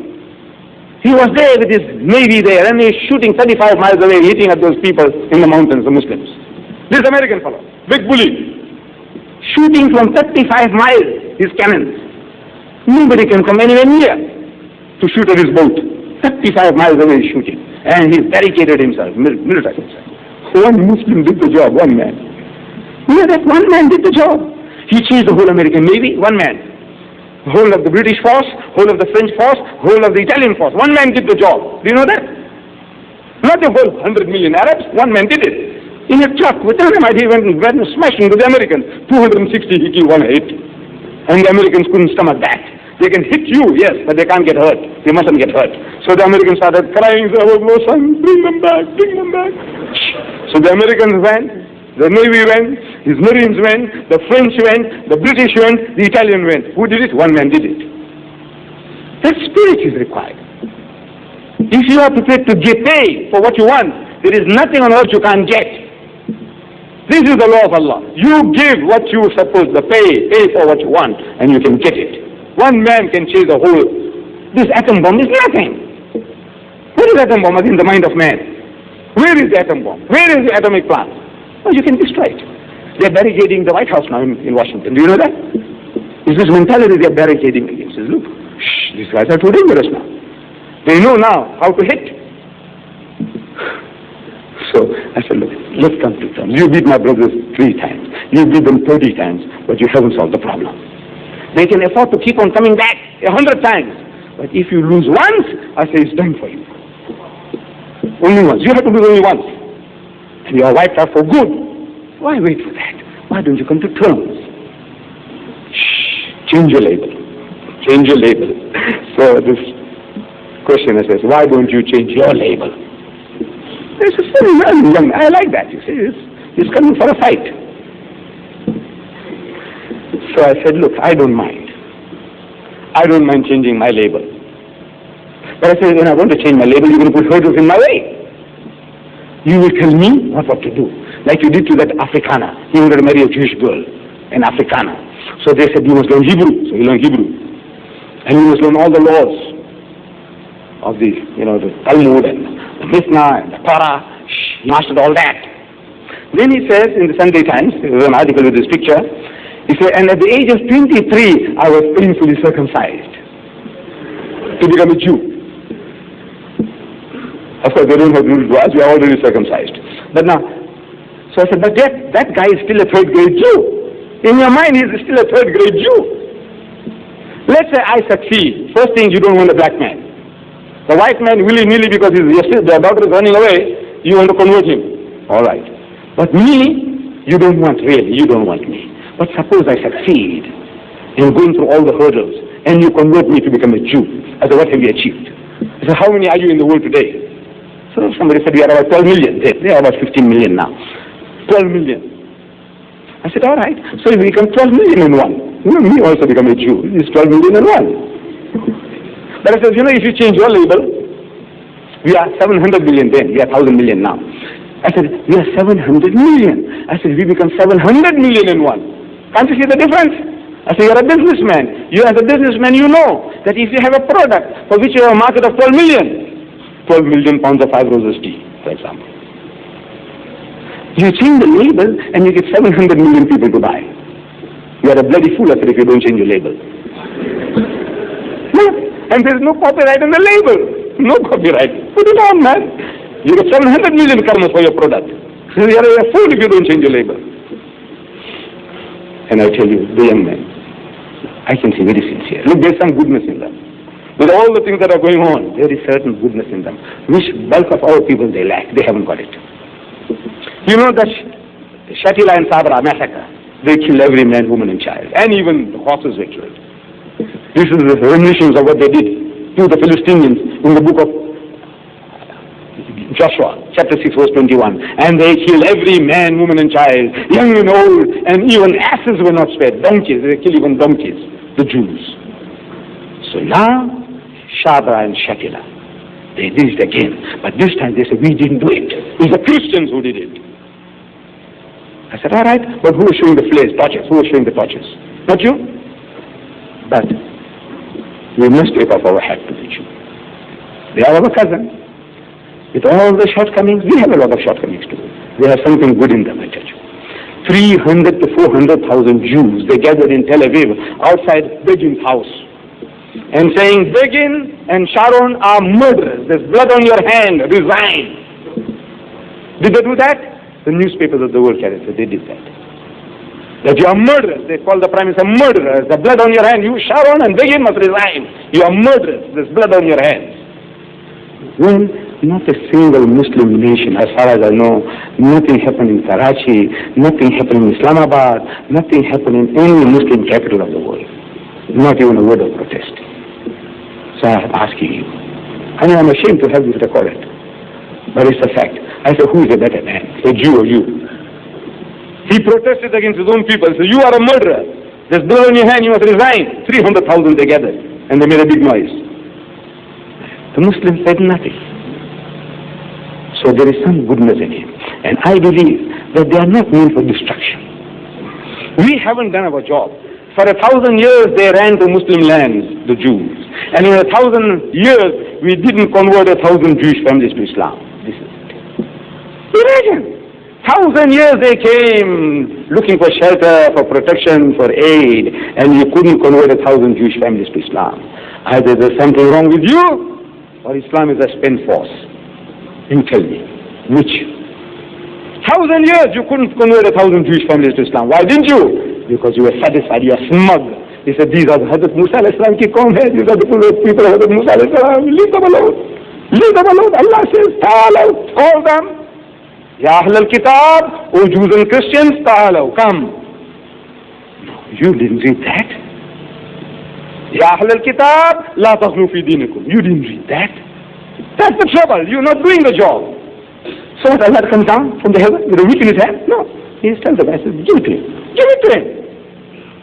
He is taking my name and is not doing my job. So the law comes into effect, as Allah says, وَإِن تَتَوَلَّوْا يَسْتَبْدِلْ قَوْمًا غَيْرَكُمْ. That if you, O Muslims, if you will not carry out your duties and responsibilities, I will substitute in your place another people. ثُمَّ لَا يَكُونُوا أَمْثَالَكُمْ. Then they won't be like you. This is his law. He's done it in the past. He's going to do it again and again. Same law must prevail always. But I say there is hope. There is hope. There are two things to do. One is offer Islam to the Jew. Talk to him. We haven't talked. So far we have been only talking. I said talk to him intellectually. Give him an intellectual battle and deprogram the Christian. Because the Christian is programmed with the idea that Palestine belongs to the Jews. And if they go against the Jews, they're going against God. Wash that rubbish out of his head. It's rubbish. There's no such thing that Palestine belongs to the Jews. Even in the Bible it's not there. But the Jewish program and the Christian is program. We have to deprogram them, reprogram them. Number one, solution to the problem. Change the names. Change them. Become Muslims. Offer. Then if they don't accept, leave it to Allah. I say, look, we want them to be our brothers, but they don't want it. Now we are fighting for Islam, not for land. At the moment we're fighting for land. You fight for Allah and His deen, Allah is sure to help you. But now we are fighting for land, land. I don't say don't fight, fight. But look, open a second front, intellectual front. You can give battle to them intellectually. And this is Allah's promise. You use a hero wal-ad-deen kulli, that it may prevail. He's given you a deen to prevail, master, and overcome every other deen. How? With a gun? No. He says, la ikraha fi deen. There is no compulsion in religion. So even if you had the laser gun, disqualified. You have no right to use it to force people to accept Islam. Then how? With the intellect, you can do the job against the Jews, against the Christians, against the communists, against every ism. Islam is destined to master them all. Try. Number two, every time we go into battle with the Jews, we are not fighting the Jews alone. We are fighting America. You know that? In 1973, Sadat did the job. They broke the Bar-Lev line. They crossed that Red Sea. They broke the Bar-Lev line. And America came in direct intervention. That's hadith from there. Direct intervention. With his men and material he poured in, direct into the battlefield. So every time now we are fighting the Jews, remember this, that we are not fighting him, we are fighting the Americans. Now how you can fight the Americans? The weak that we are. I'll show you how. You see, Harry Truman, the deceased President of the United States, in 1948, he devised a secret of how you can beat the Americans. He's telling you, but we don't catch. In 1948, Israel declared independence. Within 2 minutes, Truman recognized Israel. Within 2 minutes, as if he was standing with open mouth, ready like the young man once you're getting married. We say in our language, nikah kabul ki. He says, you accept that woman as your wife. He says, ki, means yes. Like that, he's just saying, yeah. When you want to get married, how the guy is waiting, the young fellow, so you accept her? Say, yeah.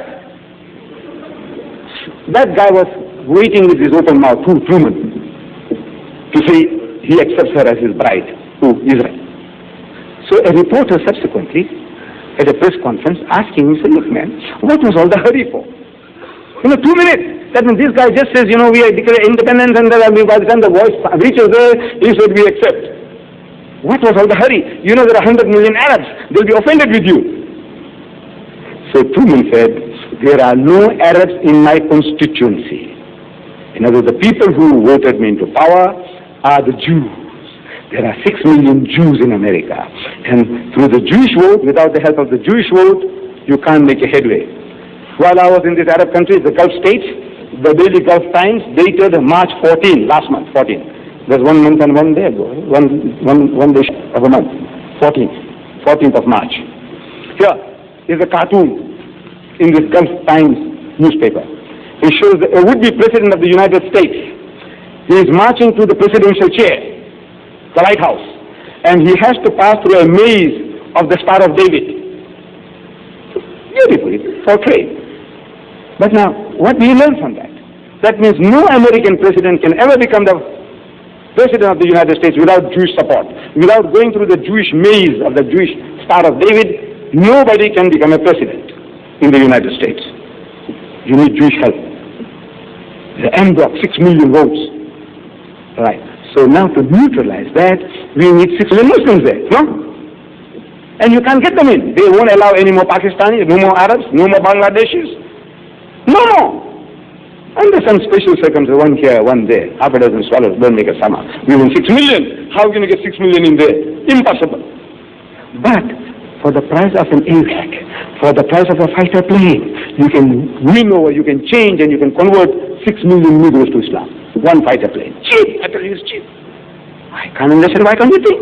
That money, what you need for one fighter plane, that amount of money you spend in propagation, Allah will be happy with you and you can solve your problem. Because if you got 6 million votes to nullify, neutralize the Jewish vote, the Americans will say, look, you Jews, fight it out with the Arabs. You want to come in between. There's now a private matter between you and them. And immediately the Jew will come down on his knees. Because without American support, it can't last for a day. That nation can't last for a day. It's living on beggary, charity of the Americans. Millions of our money is being poured in, our money lying in America. I'm talking about our Arabs, brothers. Millions are lying there, and they're lending it to the Jews at a lower rate of interest, and they're lending it back to the Western nations at a higher rate of interest. With your money, they're making money, and with your money, they're shooting you. Look, I said, put on your thinking caps, man. The guy said, look, you had the right answer.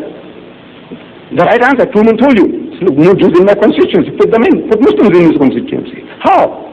Change them, convert them, and Allah will be with you. This is your farm. You are doing that, and you're solving the problem without shooting. So I said, open a second front, and there is hope. I think there is hope. In the book of Isaiah, chapter 19, verses 23 to 25, and I end with that. It says, in that day, time is coming. This is I'm reading now from the Christian Bible. In that day shall there be a highway out of Egypt to Assyria. There will be a highway out of Egypt to Assyria. Assyria is, of old, according to what Isaiah, if he had seen it in his vision, Assyria is Lebanon, Syria, Jordan, all that. Assyria. From Egypt unto Assyria. And the Assyrians shall come into Egypt, and the Egyptians into Assyria. And the Egyptians shall serve with the Assyrians. Serve, thinking militarily together. I opened the Jewish Bible, and there it says worship. Serve means serving God, not militarily in the field. Serve means they will worship together, means there will be one faith. They will be people of one faith. Egyptians and Assyria, and the Egyptians shall serve with the Assyrians. In that day shall Israel be the third with Egypt. The 1/3, they'll be all united, one people. And with Assyria, even in the midst of the land, whom the Lord of hosts shall bless. God Almighty will bless, saying, blessed be Egypt, my people. Blessed. The first time God Almighty is talking good things about Egypt. Otherwise, the whoredoms of Egypt, the idolatries of Egypt, the plagues of Egypt. Every time Egypt is spoken of is in all filthy, dirty way. In the Bible, here for the first time, God Almighty says, blessed be Egypt, my people, and Assyria, the work of my hands, and Israel, my inheritance. That they will be, inshallah, one people under the banner of Islam. May Allah Bari Ta'ala give us this, that we may take up these battles, these challenges, And in our own little way, show the people the Quran. The Jew, show him the Quran. Wow, Allah Ta'ala speaks about them. Ya Bani Israel askuru ni'mati allati an'amtu alaykum. And you see them falling on their backs. They can't believe that this is the book of an enemy talking so lovely to them.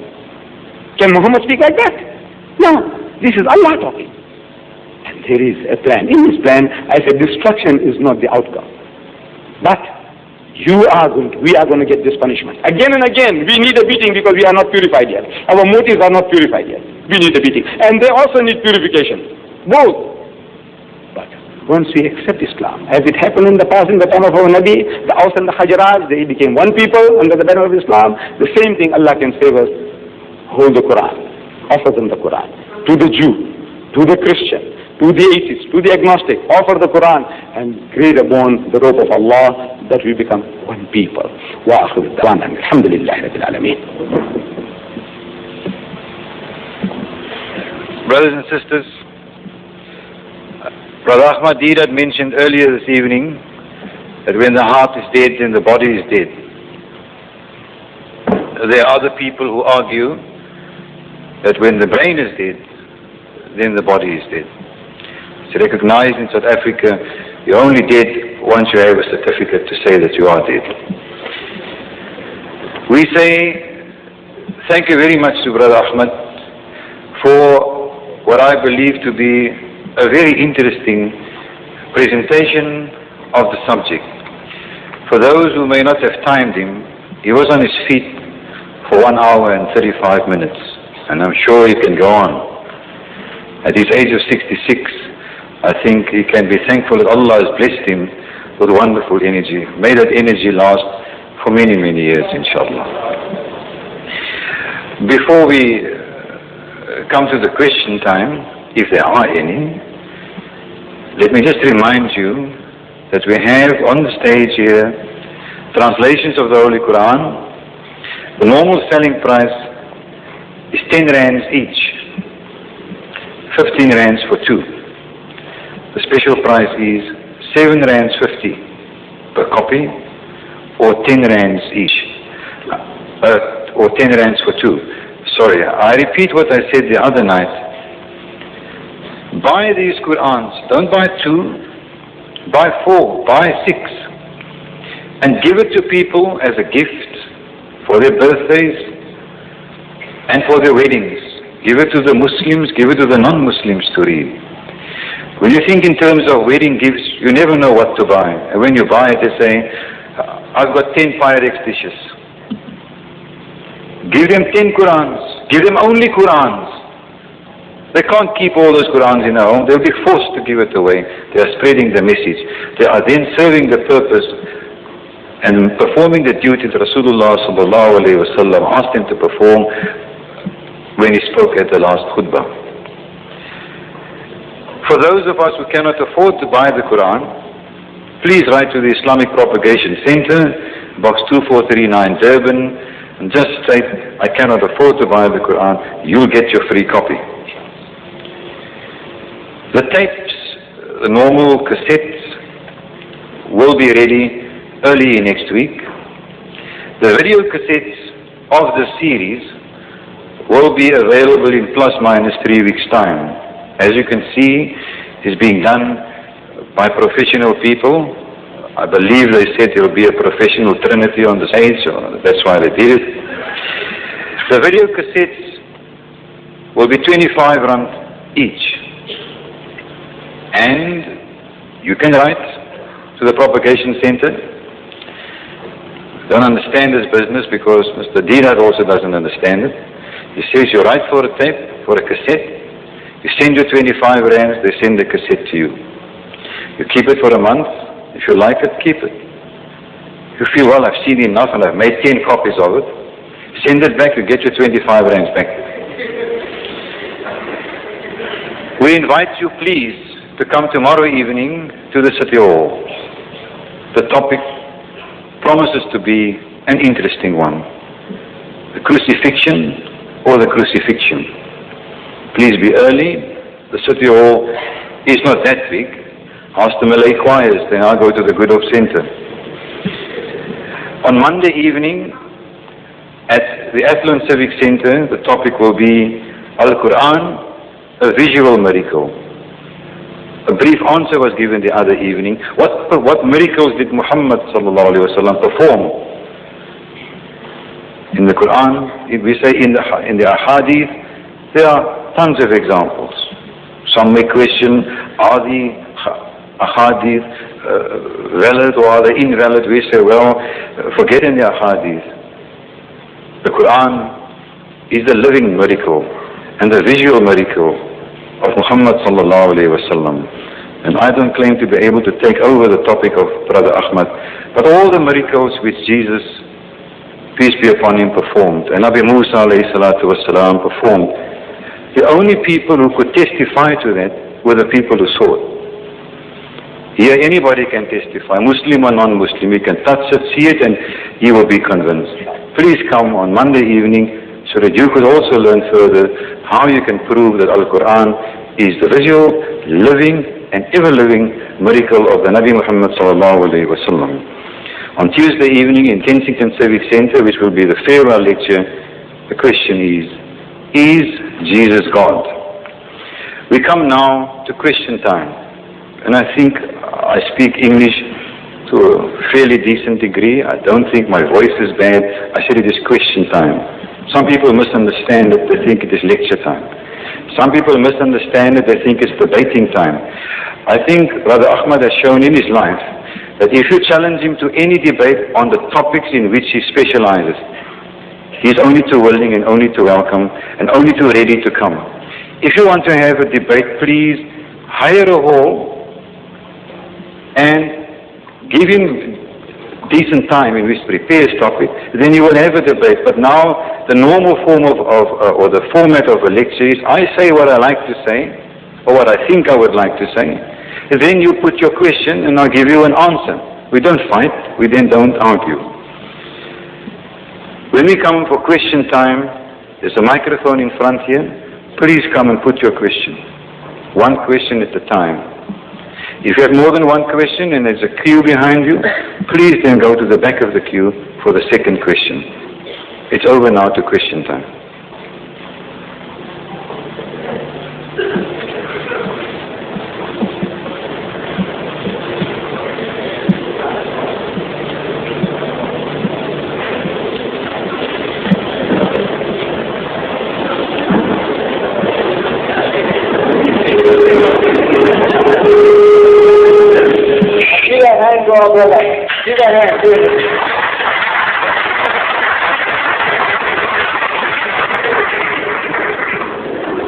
Brothers, before John puts his question, I can tell you that he has come to love Brother Ahmed Deedat so much, he has set up and accepted a private appointment on Sunday morning because we haven't got the time to answer all his questions.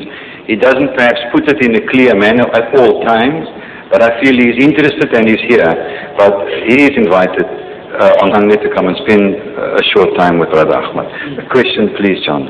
Mr. Ahmed Deedat, if your wife knows you have a servant there and she is barren, she can't bear a child to you, and she tells you, you can take her as wife, and the God Almighty says that your woman that can't bear a child, she will bear a son to you. Which one will you accept?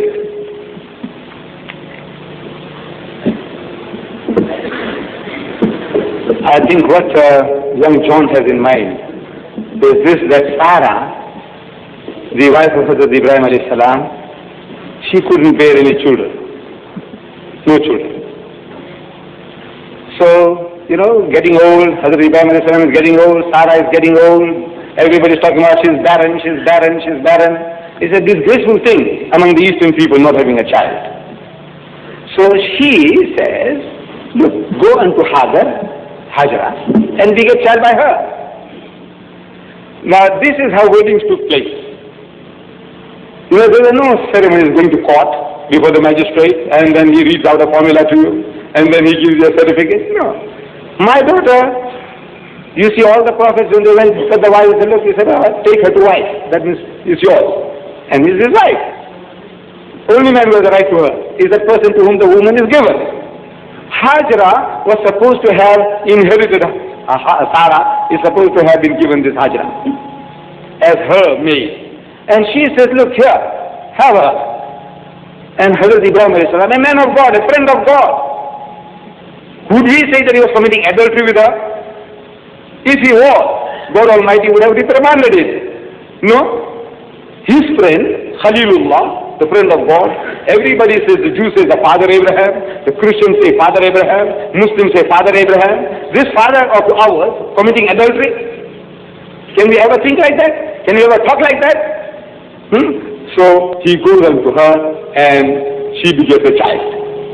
Now when she begets a child, for 13 years, there was no question about an offer being made. Look, do you want to do this one or that one? There was no question because the woman is not getting it. Sarah is not getting any children. And for 13 more years she didn't have anything. 13 years. Hazrat Ismail was the only son and seed of Abraham for 13 years. After 13 years, Allah wants to also bless Sarah. And so she also gets a child and his name was Ishaq. So what is the problem? If God Almighty, according to the Bible, He says, and as for Ishmael thy son, and as for Ishmael thy seed, if you believe that this is the word of God, then God is saying, Ishmael your son. If God accepts, who the hell are you? Or any monkey, the text says, no, he's not his son. What right has anybody to come along and deny him that right? If I married a Bushman woman, or a Hottentot woman, and she gave birth to a child, I accept that child as my child. What right have you to say that's not my child? I ask you. Have you any right? So on the standard, the Jewish standard, he said, look, you think that Sarah is the legitimate wife and this is the illegitimate wife? I said, look, even then, your progeny, in which Jesus came, is a rottener progeny than that of Ismail on the standard that you are giving. We are not creating the standards. These are not our standards. These are the standards as we are. You judge, and Jesus told you, he says, judge not, that ye be not judged. For with what judgment ye judge, ye shall be judged. And with what measure ye meet, ye shall be measured unto you. So you hypocrite, so why seest thou the beam in thy brother's eye, and seest not the mote in thy own eye? So first remove the mote from thy own eye, before wanting to remove from your brother's eye. You must heed that warning. Heed that warning, that before you point a finger, think twice. This man, the Jew, didn't think twice, so he got into a mess. We must think twice before we open our mouth. What you say, how you judge other people. Just before John, would it be fair if I say that if there's nobody else with a question, we give you another question, opportunity for another question? Is that fair? Is there another person to put a question? Please come to the front.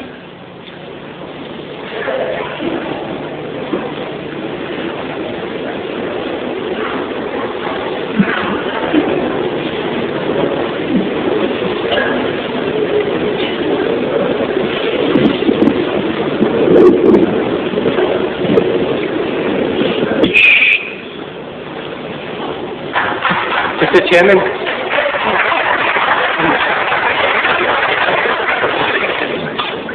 yes, sorry, I've just been asked my way up. If you could later give an explanation where the Kensington Civic Centre is. Yes, am I correct in saying it's in 12th Avenue, right down? Who can help me? Kensington Civic Centre, right down 12th Avenue, opposite the police station. 13th Avenue, opposite the police station at the bottom. So they say 13th Avenue is a one-way. You have to go down 14th Avenue, and then you'll have to turn left to get to the police station. Don't go into the wrong one. They may keep you there. I don't ask for myself. Oh, I see. Thank you. Your question into the microphone, please. Well, I was chatting with Mr. Deedat yesterday evening after the meeting, and I regretted that the emphasis on question time does exclude any corrections. Now, I think if we have a meaningful question time, then we should also stick to certain corrections, if there are any, of course. Yeah. I was quite amazed about the statement that Mr. Deedat made in speaking about the adulteress that was caught when he said the Bible doesn't state what Jesus wrote into the sand, but I can tell you. And then he gave us the combinations of names, Mary and Joseph, David and Bathsheba. Now, I can't remember to have that read at any place in the Quran. And I can only conclude from that it must have been made up in his own imagination.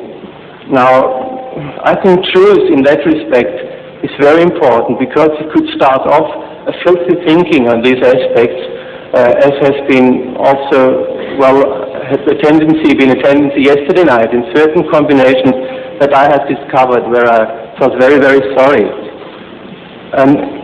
In this point, and there I come to my question, Mr. Deedat pointed out that the Jews have the punishment of stoning for adulterers, and so does the Quran say. I would like to ask him to read to us from the Quran where it says that adulterers should be stoned. Could you please do that for us? I forget your name. Mr. Walton. Mr. Walton. Now, this was not an exposition of what Islam says and what Christianity says with regards to that adulteress that they brought before Jesus. You see? Now, you haven't got an alternative answer to say what was Jesus scribbling. You haven't. If you had, you would have given it to the audience and said, look, this is what he was doing. He wasn't doing what Deedat suggests. So, in the absence of theory that the Christian world has been absent, they have not been able to, the only assumption we can have is that for people to watch over his shoulder and walk away. What for? What are they reading? Well, so this was my assumption. Well, but it's against the biblical text, you must see. What does it say? Well, it states clearly that Jesus first wrote into the sand, and afterwards he told the people, the one who is without sin may throw the first stone. You put the order the other way around, and then said when they look over the shoulder, they should see that. The problem is say anything like that in the Bible. The problem is, what did he write? That's not my problem. It's yours. No, it's yours because you haven't got it. No, I don't need it. Now you need it. Now you need it. You see, the Bible you are using. What Bible are you using there? I use the Bible. No, which Bible is it? Well, which Quran do you use? I use Yusuf Ali. Which one do you use? Well, this is the NIV Bible. Huh? What Bible is it? In this case, it's the NIV Bible, but it doesn't matter. New International Version. Right. I could use the Greek New Testament as well. Now I can tell you that in the RSV, this incident about the adultery is thrown out as a fabrication. No, sorry, it's at the bottom. Margin remarks. Deedat, could you please answer to my question? Could you please read for the Quran? No. That is not my job. I spoke. The subject was. If you remember, the subject was Arabs in Israel. I spoke for 1.5 hours, and you haven't got a single question on the subject. I have. Please come to that first before we entertain you with other things. Mr. Deedat, if I put a question to anything you say tonight, then this is according to the subject. Otherwise, you have wandered away from the subject. The subject is Arabs and Israel, conflict or conciliation. On that theme, I spoke for 1.5 hours. No. Otherwise, you couldn't have made that statement. Please, could you please answer my question? Where does it say the Quran? There is no such verse. There is no such verse in the Quran. Well, that's what I wanted to know. Because I believe that truth is important. Now, if you make a statement... Did I say it's in the Quran? Yes, you said. You can listen to it. Did I say that stoning is in the Quran? Yes, you said. I think, you see, people come along with preconceived ideas. You see, you hear what you brought from the outside. The tapes are available. You buy this one tape and you go listen to it at home and see if I said that the Quran says that the adulterer, I said in the book of Leviticus, it says that the adulterer and the adulteress must be stoned to death. Leviticus, and Leviticus is not the Quran. Okay, we can listen to the tape and then we meet again. Thank you. Right. You have no question on the subject itself. Anybody else with a question on the topic? As I said at the previous night, that the pamphlets were out for some time. Like for Saturday nights tomorrow, If you have any questions you want to prepare beforehand, then you prepare on the subject because the lecturer will prepare for that topic. Brothers and sisters, please don't forget our request of coming to the other lectures, and please come and purchase the translations of the Quran. Assalamu alaikum wa rahmatullahi wa barakatuh. Good night, ladies and gentlemen.